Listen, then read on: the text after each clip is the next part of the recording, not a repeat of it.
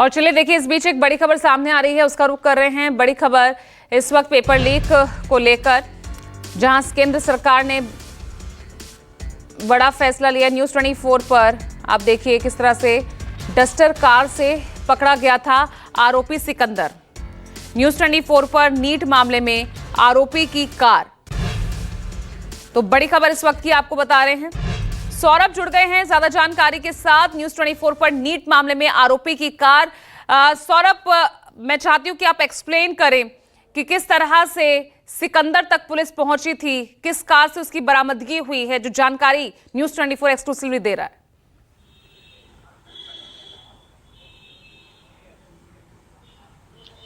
जी बिल्कुल, आज सुबह भी हम लोग अपने दर्शकों को बता रहे थे कि कैसे एक अनजान कॉल आया था और उसके बाद पटना पुलिस, और अगर विशेष बात करें तो कैसे शास्त्री नगर थाना की जो पुलिस है वह एक्टिव हो गई थी और सबसे पहले उन्होंने एक पूरी टीम बनाया और उसके बाद वो शहर के अलग अलग जगहों पर जाकर वो छापेमारी कर रहे थे और एक सघन जांच कर रहे थे। और उसी समय उन्हें टिप मिली थी कि एक झारखंड नंबर की गाड़ी है डस्टर, उसी से कुछ लोग ऐसे संदिग्ध लोग घूम रहे हैं जिनका संबंध पेपर लीक मामले से हो सकता है। तो ये जो गाड़ी है जो आप देख रहे हैं डस्टर गाड़ी है, ये झारखंड नंबर की गाड़ी है JH01BW0019। इसी गाड़ी को सबसे पहले शास्त्री नगर थाना की जो पुलिस थी वो इस गाड़ी को पकड़ती है और इसके जो डॉक्यूमेंट थे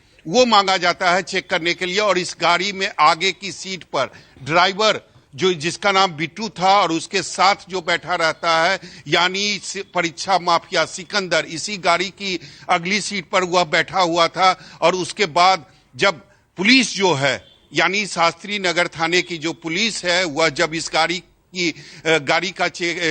गाड़ी को चेक करती है तो इसमें उन 13 अभ्यर्थी बच्चों का एडमिट कार्ड बरामद होता है। और उसके बाद ही जो पुलिस है वो एक एक करके सभी जो अभ्यर्थी हैं उनको पकड़ती है और उनके परिजनों को पकड़ा जाता है। तो आप समझ सकती हैं कि इस गाड़ी की अहमियत क्या है। अगर यह गाड़ी पकड़ा नहीं जाता तो शायद पेपर लीक मामले में जो खुलासा पटना पुलिस की तरफ से, शास्त्री नगर पुलिस की तरफ से हुआ है वो नहीं होता। और सबसे बड़ी बात है कि शास्त्री नगर थाने के जो SHO हैं उन्होंने बिल्कुल काफी बढ़िया काम किया है। उन्होंने तुरंत ही एक पूरी टीम बनाई और उसके बाद वो टीम जो है वो शहर के अलग अलग जगहों पर गई, वहां पर छापेमारी कर रही थी। और उसी दौरान यह डस्टर कार जो है वो बरामद किया गया, जिसमें न केवल सिकंदर बल्कि आयुष के जो परिजन थे, उनके जो फादर थे वो भी इस गाड़ी में बैठे हुए थे। गाड़ी जो चला रहा था यानी ड्राइवर जो था बिट्टू उसका नाम है। हालांकि अभी सभी जो 4 लोग हैं वह पुलिस की गिरफ्त में हैं और वो जेल भेजे जा चुके हैं। लेकिन निश्चित तौर पर इसी गाड़ी की टिप मिली थी और उसके बाद पटना पुलिस एक्टिव हुई थी और वो सड़कों पर उतर गई थी। ये भी टिप मिला था कि नीट का जो एग्जामिनेशन सेंटर राजवंशी नगर में है, जो DAV स्कूल में एग्जामिनेशन सेंटर है, वही आसपास में ये गाड़ी मिल सकती है। तो निश्चित तौर पर पहले ये गाड़ी पकड़ी गई और ये गाड़ी शायद अगर नहीं पकड़ी जाती तो आज इतना बड़ा खुलासा जो पटना पुलिस और शास्त्री नगर थाने के तरफ से हुआ है वो शायद नहीं हो पाता है। जी बिल्कुल सौरभ, वो जो शुरुआती 3 घंटे थे यानी जो एग्जाम से पहले का जो समय था जब पुलिस को टिप मिली थी वो बहुत क्रूशियल, बहुत इंपॉर्टेंट था। और शायद वहीं जिस तरह से एक्टिव नजर आई बिहार पुलिस, अगर वो नहीं होता तो शायद यहां कड़ी दर कड़ी नहीं खुल पाती और तमाम जो अपराधी हैं जो इस वक्त पुलिस की गिरफ्त में हैं उन तक पुलिस का पहुंच पाना बहुत मुश्किल होता। लेकिन सौरभ, ये टिप देने वाला कौन था, कुछ उसके बारे में जानकारी मिली है?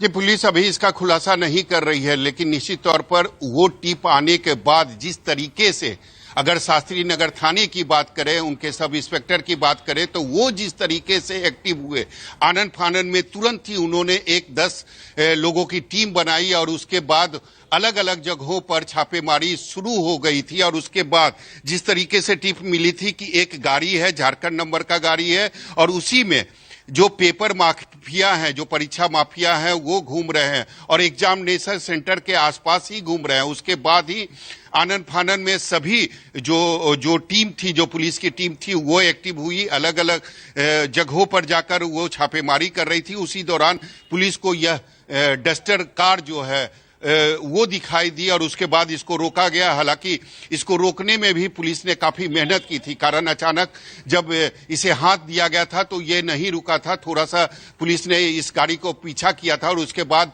इस गाड़ी को रोकी गई और जब बाहर लोगों को उतरने के लिए बोला गया, गाड़ी की पूरी चेकिंग की गई, तो इस गाड़ी में अगली सीट पर सिकंदर बैठा हुआ था और वही निश्चित तौर पर इस पूरे मामले का मास्टरमाइंड है। और जाहिर तौर पर सौरभ, ये कोई पहला पेपर लीक का मामला तो होगा नहीं, इससे पहले भी पेपर लीक जैसे ही कई मामलों में वो शामिल भी हो सकते हैं।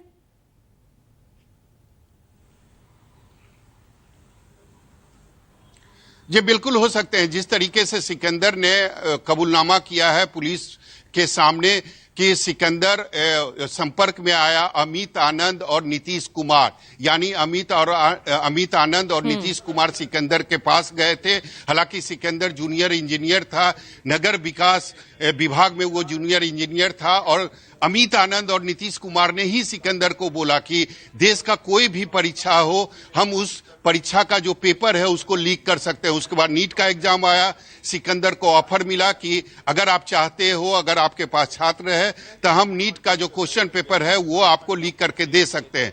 30 से 32 लाख रुपए में यह सौदा तय हुआ। हालांकि सिकंदर आगे जिन छात्रों से बात किया वो 40 लाख में बात किया था, कारण वो जानता था कि अगर 30 से 32 लाख रुपया हम अमित आनंद और नीतीश कुमार को दे देंगे तो मुझे कुछ नहीं बचेगा। इसीलिए वो अपने थ्रू जिन बच्चों से बात किया उनसे 40 लाख रुपए में सौदा किया था। सिकंदर ने ये सारी बातें जो है वो पुलिस के सामने कबूल किया है, उसने स्वीकार किया है कि कैसे वो अमित आनंद और नीतीश कुमार के संपर्क में आया, कैसे क्वेश्चन पेपर जो हैं वो एक दिन पहले यानी 4 मई को पटना पहुंचा, कैसे चिंटू के मोबाइल पर पहला जो क्वेश्चन पेपर है वो आया, फिर उसका आंसर की तैयार किया, बच्चों को दिया गया, बच्चों को रटवाया गया और उस सारे जो परीक्षा माफिया थे उनके संरक्षण में सभी बच्चों को अलग अलग पटना के सेंटर पर पहुंचाया गया और सारे जो परीक्षा माफिया थे वो सेंटर के आसपास ही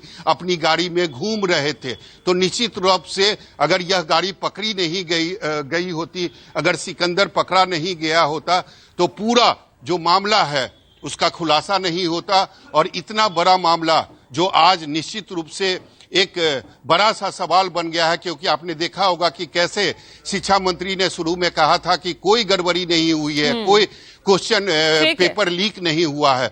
तो निश्चित रूप से अगर यह गाड़ी पकड़ी नहीं जाती, सिकंदर पकड़ा नहीं जाता और इतना बड़ा खुलासा नहीं हो पाता। हर दिन इस मामले में एक से बढ़कर एक नए नए खुलासे यहाँ हो रहे हैं और वो तमाम तस्वीरें भी आप ग्राउंड जीरो से हमारे सामने रख रहे हैं। सौरभ, आप लगातार बने रहिएगा, अपडेट लगातार इस मामले पर लेते रहेंगे। फिलहाल एक छोटे से ब्रेक ले रुक रहे हैं, देखते रहिएगा न्यूज़ 24।